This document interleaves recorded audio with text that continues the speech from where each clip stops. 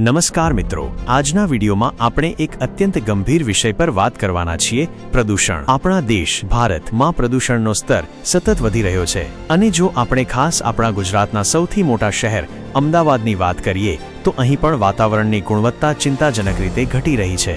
આ માત્ર એક આંકડો નથી, તે આપણા અને આપણા બાળકોના સ્વાસ્થ્યનો સવાલ છે। તો ચાલો સમજીએ કે આ સમસ્યા કેટલી ગંભીર છે અને આપણે શું કરી શકીએ। ભારત દુનિયાના સૌથી પ્રદૂષિત દેશોમાંનો એક છે। મુખ્ય કારણ છે વાહનોનો ધુમાડો, ઉદ્યોગોમાંથી નીકળતો કચરો અને બાંધકામની ધૂળ।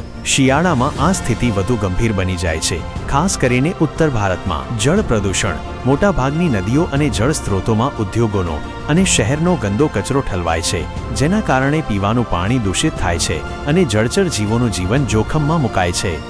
આ પ્રદૂષણ સીધું આપણા ફેફસા, હૃદય અને અન્ય અંગો પર અસર કરે છે। અમદાવાદ, જે એક સમયે માન્ચેસ્ટર ઓફ ઇન્ડિયા તરીકે ઓળખાતું હતું, આજે દેશના સૌથી પ્રદૂષિત શહેરોમાં પોતાનું સ્થાન બનાવી રહ્યું છે। મુખ્ય કારણો: 1. ઔદ્યોગિકીકરણ, ઇન્ડસ્ટ્રીયલાઇઝેશન। આસપાસના વિસ્તારમાં આવેલા ટેક્સટાઇલ અને કેમિકલ ઉદ્યોગો હવામાં અને પાણીમાં ઝેરી રસાયણો છોડે છે। 2. વધતા વાહનો, દરરોજ હજારો નવા વાહનો રસ્તા પર આવે છે, જેના ધુમાડાથી PM2.5 પાર્ટિક્યુલેટ મેટરનું સ્તર ખૂબ ઊંચું જાય છે। 3. કચરાનું વ્યવસ્થાપન, શહેરનો કચરો ડમ્પિંગ સાઇટ્સ પર બળવાથી ધુમાડો ફેલાય છે, જે આખા શહેરની હવાને બગાડે છે। 4. બાંધકામ, મેટ્રો અને અન્ય મોટા પ્રોજેક્ટ્સની ધૂળ પણ હવાના પ્રદૂષણમાં મોટો ભાગ ભજવે છે। પરિણામે અમદાવાદના લોકો શ્વાસ સંબંધી રોગો, રેસ્પિરેટરી ડિઝીઝીસ અને એલર્જીનો વધુ શિકાર બની રહ્યા છે। આપણે બધાએ સાથે મળીને આ લડાઈ લડવી પડશે। જાહેર પરિવહનનો ઉપયોગ, કાર કે બાઇકને બદલે BRTS, મેટ્રો અથવા સાયકલનો ઉપયોગ કરો। વૃક્ષારોપણ, તમારા આસપાસના વિસ્તારમાં વધુમાં વધુ વૃક્ષો વાવો। વૃક્ષો કુદરતી એર પ્યુરિફાયર છે। ઇકો ફ્રેન્ડલી ઉત્પાદનો, પ્લાસ્ટિકનો ઉપયોગ બંધ કરો અને ઇકો ફ્રેન્ડલી વસ્તુઓ વાપરો। સંપૂર્ણ સફાઈ, તમારા વિસ્તારમાં કચરો ન ફેલાય તેનું ધ્યાન રાખો। 5. Conclusion and call to action 3:15-4।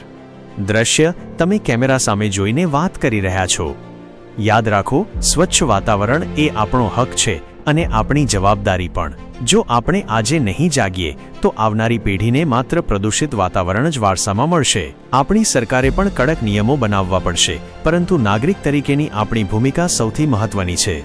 તમારા વિચારો કમેન્ટ બોક્સમાં જરૂર જણાવો। શું તમારા વિસ્તારમાં પણ પ્રદૂષણની સમસ્યા છે? જો તમને આ વિડીયો મહત્વપૂર્ણ લાગ્યો હોય તો તેને લાઇક કરો અને તમારા મિત્રો અને પરિવાર સાથે શેર કરો, જેથી જાગૃતિ ફેલાય।